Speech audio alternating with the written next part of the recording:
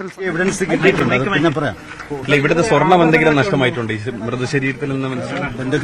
ബന്ധുക്കളോട് ചോദിച്ചാൽ നമുക്ക് കൃത്യമായിട്ട് പറയാൻ പറ്റും ബന്ധുക്കളോട് എന്തൊക്കെ ഉണ്ടായിരുന്നു. ഈ ഏത് സമയത്താണ് ഈ പ്രതി ഇവിടെ എത്തിയതെന്നൊരു നിഗമനത്തില്? എന്തായാലും 1 മണിക്ക് ശേഷമാണ്. 1 മണിക്ക് ശേഷം പ്രാഥമികമായിട്ടുള്ള പരിശോധനയിൽ ഇവിടെ നിന്ന് എന്തെങ്കിലും നഷ്ടമായിട്ട് മനസ്സിലാക്കില്ല, ഇതുവരെ കാണുന്നില്ല. എന്തെങ്കിലും ഈ അലമാര കുത്തിപ്പൊളിക്കുക അങ്ങനെ എന്തെങ്കിലും ശ്രമം നടന്നിട്ടുണ്ട്.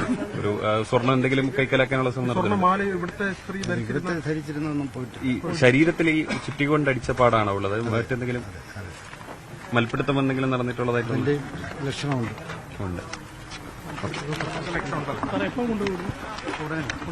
അഫാന്റെ ബന്ധുവിന്റെ വീട് SN പുറത്തുള്ള വീട്ടിലാണ് പോലീസ് മാധ്യമങ്ങളോട് സംസാരിച്ചത് എന്ന് മനസ്സിലാക്കാൻ കഴിയുന്നു. മോഷണം എന്തെങ്കിലും നടന്നിട്ടുണ്ടോ? അത് ബന്ധുക്കളോട് ചോദിച്ചാലാണ് അറിയാൻ കഴിയുക എന്നാണ് പോലീസ് പറയുന്നത്. മൽപ്പിടുത്തം ഉണ്ടായിട്ടുണ്ടോ, അതിന്റെ ശ്രമം ഉണ്ടായിരുന്നു എന്നാണ് പറഞ്ഞത് എന്ന് മനസ്സിലാക്കാൻ കഴിയുന്നു. വിനോദ് നമുക്കൊപ്പം ഉണ്ട്. വിനോദിന് കുറച്ചുകൂടെ വ്യക്തമായിട്ട് ഏതായാലും പോലീസ് ഈ 2 വീടുകളിലും കൃത്യമായിട്ട് പരിശോധിക്കുന്നു. ഈ നേരത്തെ പറഞ്ഞ പോലെ തന്നെ ഏറ്റവും പ്രധാനപ്പെട്ട കാര്യം, ഇത്രയും നിഷ്ഠൂരമായ ഒരു ക്രൂരകൃത്യം അത് പകൽ നടന്നിട്ട് പുറത്തേക്കൊരു ശബ്ദം പോലും ഉണ്ടായിട്ടില്ല എന്നുള്ളത് വളരെ പ്രധാനപ്പെട്ട ഒരു കാര്യം. മാത്രമല്ല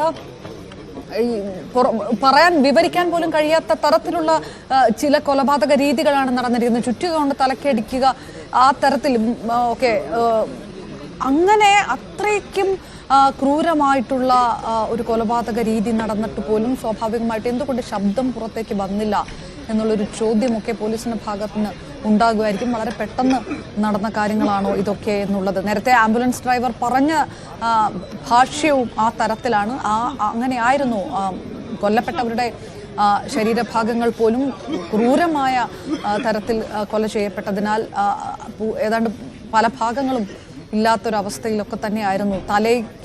തലയിലും മുഖത്തുമൊക്കെയാണ് ഈ ആക്രമണങ്ങളൊക്കെ സംഭവിക്കുകയും ചെയ്തിരിക്കുന്നത്.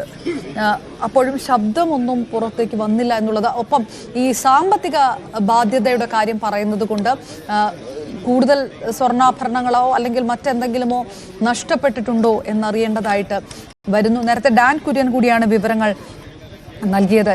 ഈ പ്രതി അഫാന്റെ പിതാവ് റഹീം വെളിപ്പെടുത്തലുകളും ഒക്കെ പുറത്തേക്ക് വരുന്നുണ്ട്. അതായത് ഈ സൗദിയിൽ ഉള്ള തനിക്ക് ബാധ്യതകളെ പറ്റി, തന്റെ ഈ ബാധ്യതകൾ തീർക്കാൻ കഴിയുന്ന ബാധ്യതകൾ അപ്പുറത്തേക്ക് മറ്റു ബാധ്യതയൊന്നും അറിയില്ലായിരുന്നു എന്നാണ് പിതാവ് പറഞ്ഞത്. വിനോദ് ചേർന്നു. വിനോദ്, പോലീസ് അവിടെ എത്തുന്നു, പരിശോധന നടക്കുന്നു. ഇത് ബന്ധുവിന്റെ വീട്ടിലാണല്ലോ.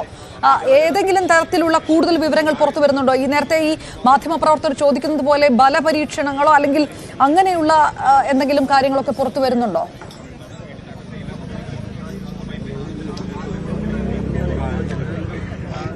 അപർണ, ആ നിലയ്ക്ക് തന്നെയാണ്. ഇപ്പോൾ ലത്തീഫിന്റെ വീട്ടിന് മുന്നിലാണ് നമ്മളുള്ളത്.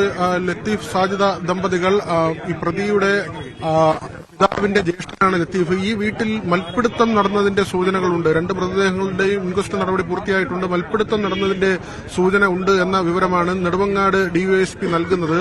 അതോടൊപ്പം തന്നെ ഈ വീട്ടിലുണ്ടായിരുന്ന സ്ത്രീയുടെ ആഭരണങ്ങൾ അങ്ങനെ എന്തെങ്കിലും നഷ്ടമായതായ സൂചനയില്ല. പക്ഷേ ഇവിടെ അലമാര കുത്തി തുറക്കാനുള്ള ശ്രമം ഉണ്ടായി എന്നതാണ്. അങ്ങനെയെങ്കിൽ ഈ ആദ്യം പോകുന്നത് പിതാവിന്റെ അമ്മയുടെ അടുത്തേക്കാണ്. അവിടെയാണ് ആദ്യത്തെ കൊലപാതകം നടക്കുന്നത്. ആ ഉമ്മുമ്മയോട് പലതവണ ഈ സ്വർണമാല ആവശ്യപ്പെടുകയും അത് നൽകാതിരിക്കുകയും ചെയ്തിരുന്നു. നേരത്തെ അവരുടെ തന്നെ മോതിരം വാങ്ങി പണയം വെച്ചിരുന്നു.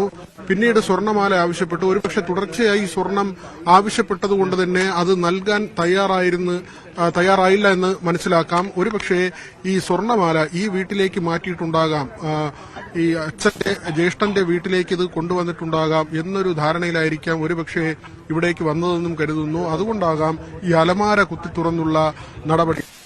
ത്തിന് ശേഷം അലമാരയ്ക്കുള്ളിൽ ഈ സ്വർണമാല ഉണ്ടോ എന്നത് തിരഞ്ഞതാകാമെന്നു കൂടി പോലീസ് കരുതുന്നുണ്ട്. ഏതായിരുന്നാലും അക്കാര്യത്തിലും വിശദമായി മൊഴിയെടുക്കേണ്ടതുണ്ട്. പ്രതിയുടെ മൊഴി രേഖപ്പെടുത്തേണ്ടതുണ്ട്. ഇപ്പോൾ ഇൻക്വസ്റ്റ് നടപടി പൂർത്തിയായിട്ടുണ്ട്. അല്പസമയത്തിനുള്ളിൽ മൃതദേഹങ്ങൾ പുറത്തേക്ക് കൊണ്ടുവരുമെന്ന് കരുതുന്നു. അപർണ, അതാണ് ഇതിനകത്ത് വളരെ പ്രധാനപ്പെട്ട കാര്യം. ഈ അലമാര കുത്തി തുറക്കാനുള്ള ശ്രമമൊക്കെ ഉണ്ടായിരിക്കുന്നു. സ്വാഭാവികമായിട്ടും സാമ്പത്തിക ബാധ്യതകൾ കുടുംബത്തിനുണ്ട് എന്ന് മൊഴി നൽകുക, അങ്ങനെ കുടുംബാംഗങ്ങളെ കൊന്ന് താനും ആത്മഹത്യ ചെയ്യാൻ ശ്രമിച്ചു എന്ന് പറയുക, ഇതെങ്ങനെ നടക്കുമെന്നുള്ളതാണ്. ഈ തരത്തിലുള്ള കൃത്യമായിട്ടുള്ള ഒരു ശ്രമം നടത്തിയിരിക്കുന്നു. അതായത് ഈ 70 ലക്ഷം കടം അത് കുടുംബത്തിന്റെ കടമാണെന്നുള്ളത്, പിതാവിന്റെ ബിസിനസ് പൊളിഞ്ഞു, ഇത്തരം കാര്യങ്ങളിൽ അടിസ്ഥാനമില്ല എന്ന് പോലീസിന് ഇപ്പോൾ തന്നെ അത് സ്ഥിരീകരിക്കാവുന്ന ഒരു രീതിയിലേക്കാണ് കാര്യങ്ങൾ പോയിരിക്കുന്നത്.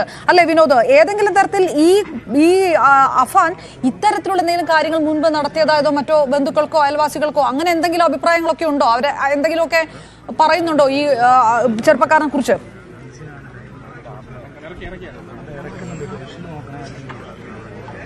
അപർണ, എല്ലാ കാര്യങ്ങളും പോലീസ് പരിശോധിക്കുകയാണ്. പിതാവിന് സൗദി അറേബ്യയിലാണ് ബിസിനസ് ഉള്ളത്, സ്പെയർ പാർട്സിന്റെ ബിസിനസ് ഉണ്ടായിരുന്നു. അവിടെ അതിന് വലിയ നഷ്ടമുണ്ടായെന്നാണ് മനസ്സിലാക്കുന്നത്. ഏതാണ്ട് 70 ലക്ഷം രൂപയുടെ ബാധ്യത ഉണ്ടായിരുന്നതായി മനസ്സിലാക്കുന്നു. പോലീസ് ആ നിലയ്ക്ക് അവിടെ ബന്ധപ്പെടുകയും ചെയ്തിരുന്നു, പിതാവിനെ ബന്ധപ്പെട്ടിരുന്നു. പിതാവിന് നാട്ടിലേക്ക് എത്താൻ കഴിയുമോ എന്ന കാര്യത്തിലും ഒരു സംശയം അവശേഷിക്കുന്നുണ്ട്. കാരണം ഈ ട്രാവൽ ബാനിന്റെ പ്രശ്നം പറയുന്നുണ്ട്, അതിൽ വ്യക്തത വരണം. ഏതായിരുന്നാലും ഈ സാമ്പത്തിക ബാധ്യത ഉണ്ടെങ്കിൽ അവിടെ നിന്ന് വരുന്ന കാര്യം, സൗദിയിൽ നിന്ന് നാട്ടിലേക്ക് എത്തുന്ന കാര്യത്തിൽ ചില ആശയക്കുഴപ്പമുണ്ട്. ട്രാവൽ ബാൻ ഉണ്ട് എന്ന തരത്തിലുള്ള ചില സൂചനകളാണ് വരുന്നത്. ഏതായിരുന്നാലും ഇപ്പോൾ ഈ ഇൻക്വസ്റ്റ് പൂർത്തിയാക്കി മൃതദേഹങ്ങൾ പുറത്ത് കൊണ്ടുവരാനുള്ള നടപടികളാണ്. ഈ 2 മൃതദേഹങ്ങളും പോസ്റ്റ്മോർട്ടത്തിനായി കൊണ്ടുപോകേണ്ട നടപടികളാണ്. അതിലേക്കാണ് കാര്യങ്ങൾ പോകുന്നത്. ഇപ്പോൾ ഒരു മൃതദേഹം പുറത്തേക്ക് കൊണ്ടുവന്നിട്ടുണ്ട്. 2 പേരാണ് ഈ വീട്ടിൽ കൊല്ലപ്പെട്ടത്. പ്രതിയുടെ പിതാവിന്റെ ജ്യേഷ്ഠനും അദ്ദേഹത്തിന്റെ ഭാര്യയുമാണ്. 2 പേരും മാത്രമാണ് ഈ വീട്ടിൽ താമസിച്ചിരുന്നത്. ഇവർക്ക് 2 പെൺകുട്ടികളാണ്. അവരുടെ വിവാഹം കഴിഞ്ഞ് അവർ മറ്റിടങ്ങളിലാണ് താമസിക്കുന്നത്. ഈ അലമാര കുത്തി തുറക്കാനുള്ള ശ്രമം ഉണ്ടായതുകൊണ്ട് തന്നെ ഈ വീട്ടിൽ സ്വർണമോ പണമോ എടുക്കാനുള്ള ഒരു നീക്കം പ്രതിയുടെ ഭാഗത്തു നിന്ന് ഉണ്ടായി എന്ന് വേണം കരുതാൻ. അങ്ങനെയെങ്കിൽ ഈ സാമ്പത്തിക പ്രശ്നങ്ങൾ പറയുന്നതിന് അടിസ്ഥാനമുണ്ട് എന്ന് തന്നെ കരുതണം. ഈ 70 ലക്ഷം രൂപ പിതാവിന്റെ ഒരു ബാധ്യത, അദ്ദേഹം പറയുന്നത് സൗദിയിൽ അദ്ദേഹത്തിന് സാമ്പത്തികമായ ചില ബാധ്യതകളുണ്ട്, നാട്ടിൽ അങ്ങനെ ഇല്ല എന്ന കാര്യമാണ്. അത് തന്നെയാണ് മനസ്സിലാക്കുന്നത്. പക്ഷേ ഈ അഫാനെ സംബന്ധിച്ച് ചെറിയ ജോലിക്ക്, ഇവിടെ ഒരു സ്വകാര്യമായ ഒരു ജോലിക്ക്, സ്വകാര്യ സ്ഥാപനത്തിലെ ജോലിക്ക് ആദ്യം പോയിരുന്നു. പിന്നീട് ഇടക്കാലത്ത് കുറച്ചുനാൾ വിദേശത്ത് പോയിരുന്നു. അതിനപ്പുറത്തേക്ക് മറ്റ് ജോലികളൊന്നും തന്നെ ഉണ്ടായിരുന്ന ആളല്ല. അങ്ങനെ ഒരു യുവാവിന് സ്വാഭാവികമായും ദൈനംദിന ജീവിതത്തിന് പണം ആവശ്യമായി വരും. 23 വയസ്സുള്ള ഒരു വ്യക്തിയാണ്. അവിടെ പ്രണയമുണ്ട്, വിവാഹം കഴിക്കുന്നതിലേക്ക് പോകുന്നു, അമ്മയ്ക്ക് അർബുദബാധയാണ്. സ്വാഭാവികമായും ഈ പ്രശ്നങ്ങളെല്ലാം തന്നെ കുടുംബത്തിലൊരു വിഷയമായി വന്നിരിക്കാം. ഇതിന്റെ ഒരു പ്രതിഫലനം എന്ന നിലയ്ക്കാണ് ഈ ഒരു കൃത്യങ്ങളിലേക്ക്. പക്ഷെ ആ ഒരു കൃത്യം ഈ നാടിനുണ്ടാക്കിയിരിക്കുന്ന ആഘാതം ചെറുതല്ല. ഈ നാട്ടുകാരെ സംബന്ധിച്ച് വലിയ ഞെട്ടലാണ്. അവരെ ഭയപ്പെടുത്തുന്ന, അല്ലെങ്കിൽ അവരെല്ലാം പതറിപ്പോകുന്ന ഒരു നിലയിൽ തന്നെയാണ് നിൽക്കുന്നത്. കാരണം ഈ കുടുംബവുമായി ബന്ധപ്പെട്ട കാര്യങ്ങൾ ചോദിക്കുമ്പോൾ അബ്ദുൽ ലത്തീഫ് അദ്ദേഹം സൈന്യത്തിലായിരുന്നു, CRPF-ൽ ജോലി ചെയ്തിരുന്ന ഒരാളാണ്. പിന്നീട് വിരമിക്കുകയും ഭാര്യയ്ക്കൊപ്പം ദീർഘവർഷമായി ഇവിടെ ജീവിക്കുകയും ചെയ്യുന്ന ആൾക്കാരാണ്. നാട്ടുകാരുമായി വളരെ സ്നേഹത്തിൽ മുന്നോട്ട് പോയിക്കൊണ്ടിരുന്ന ഒരു കുടുംബമാണ്. ഇവിടുത്തെ പള്ളിയുമായൊക്കെ ചേർന്ന്, അതിന്റെ പ്രവർത്തനങ്ങളുമായൊക്കെ ചേർന്ന് മുന്നോട്ട് പോയ ആളാണ്. അദ്ദേഹത്തിന്റെ ഭാര്യയെക്കുറിച്ച് വളരെ സാധുവായ ഒരു സ്ത്രീ എന്ന നിലയ്ക്കാണ് ഈ നാട്ടുകാരെല്ലാം തന്നെ പറയുന്ന കാര്യം. വളരെ വേദനിപ്പിക്കുന്ന ഒരു ദൃശ്യം തന്നെയാണ്. അവർക്ക് 2 പെൺകുട്ടികളാണ്. അവരെ വിവാഹം ചെയ്തയച്ചു. അതിനുശേഷം ഇവിടെ ഒറ്റയ്ക്ക് അവരുടെ ഈ വാർദ്ധക്യ സമയം അവർ ഒരുമിച്ച് കഴിയുന്നൊരു സാഹചര്യം. അവിടേക്ക് അനുജന്റെ മകൻ വരുമ്പോൾ അത് കൊലപ്പെടുത്താനാണെന്ന് പോലും അവർക്ക് തിരിച്ചറിയാൻ കഴിഞ്ഞിട്ടുണ്ടാകില്ല. കാരണം